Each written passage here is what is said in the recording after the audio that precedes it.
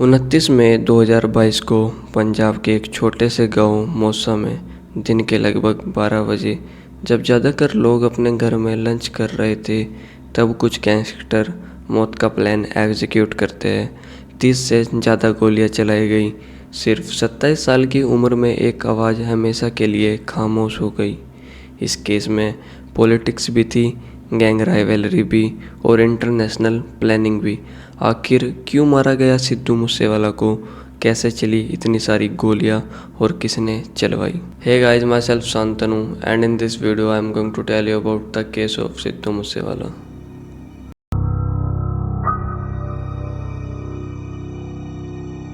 सिद्धू मूसेवाला 11 जून 1993 पंजाब के मानसा डिस्ट्रिक्ट मौसा विलेज की एक नॉर्मल सी फैमिली में जन्म लेते हैं। मदर चरण कौर और फादर बलकौर सिंह। सिद्धू मूसेवाला का ओरिजिनल नेम सुखदीप सिंह सिद्धू है, बट वो अपने स्टेज नेम सिद्धू मूसेवाला से ज़्यादा फेमस है। सिद्धू उनका गोत्र और मौसा उनका विलेज से मिलकर बना ये नाम उन्हें एक यूनिक आइडेंटिटी देता है। सिद्धू मूसेवाला को म्यूजिक का शौक स्कूल टाइम से था और टूपाक शाकुर से इन्फ्लुएंस थे। सिद्धू मूसेवाला ने पटियाला से इलेक्ट्रिकल इंजीनियरिंग की और फिर वो कनाडा चले गए स्टडी के लिए। कनाडा में रहते वक्त उन्होंने पंजाबी रैप लिखना शुरू किया और 2017 में दीप जांडू और गुरलेज अख्तर के साथ अपना first song G wagon release किया, जिस पे अभी के टाइम पर 16 मिलियन व्यूज़ है। उसके बाद सिद्धू मूसेवाला अपना एक और सॉन्ग रिलीज करते हैं, सो हाई, जिसे ब्राउन बॉयज ने प्रोड्यूस किया था। सो हाई सिद्धू मूसेवाला का मोस्ट फेमस सॉन्ग में से एक है विद 883 मिलियन व्यूज़। इस सॉन्ग के बाद सिद्धू मूसेवाला के करियर को एक बूस्ट मिलता है और फिर वो रुकने का नाम नहीं लेते और अच्छे अच्छे सॉन्ग रिलीज़ करते हैं जो पब्लिक को बहुत पसंद आते हैं और सुपर हिट भी होते हैं, जैसे just listen, warning shots, dollar, self made, same beef, legend और भी बहुत से सॉन्ग वो रिलीज़ करते हैं और अपनी एक अलग पहचान बना लेते हैं। सिद्धू मूसेवाला सिर्फ एक सिंगर ही नहीं रहे थे, वो लोगों के लिए एक इंस्पिरेशन बन गए थे।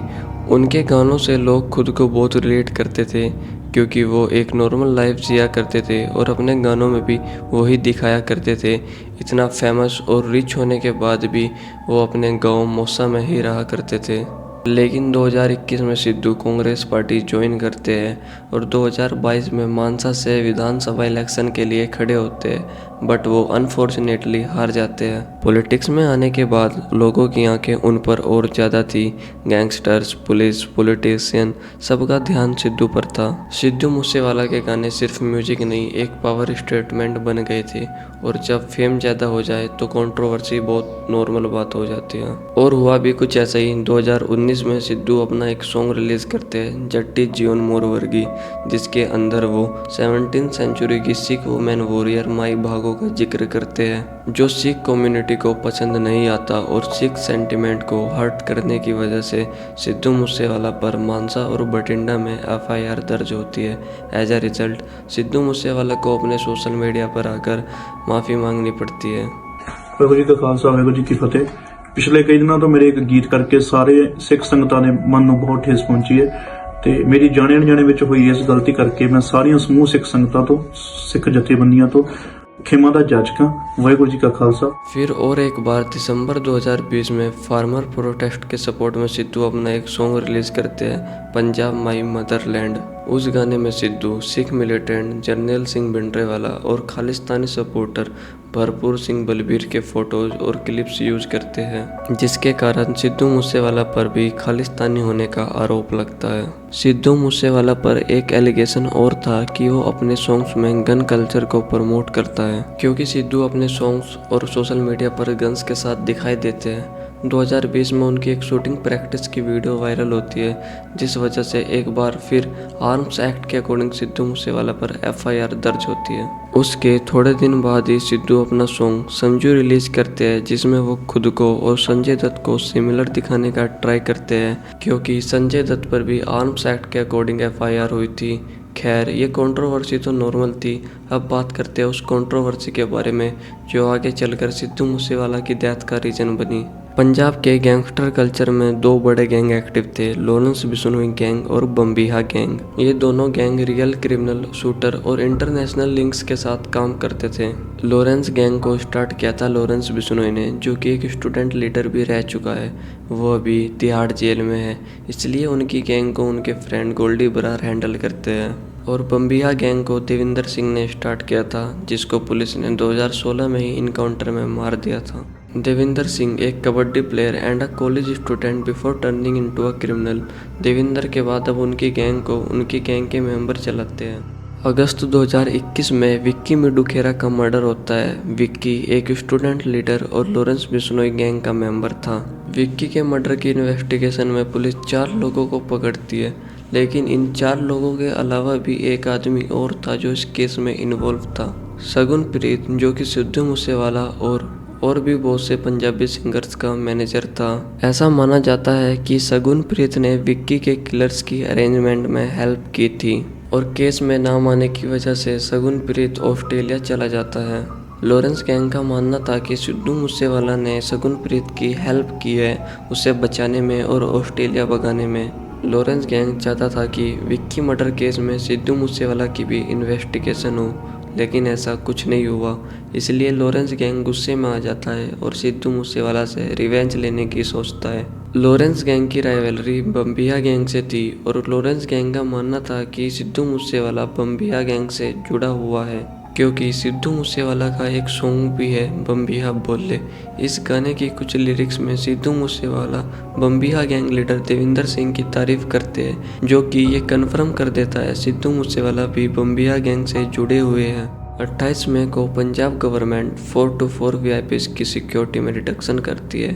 4 पुलिसमैन से 2 मैन कर देती है। उस लिस्ट में सिद्धू मूसेवाला का भी नाम था।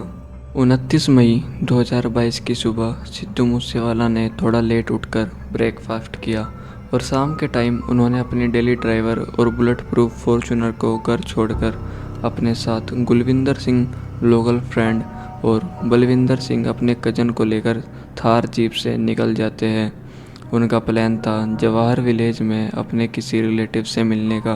अटैकर्स ऐसी अपॉर्चुनिटी का इंतजार कर रहे थे।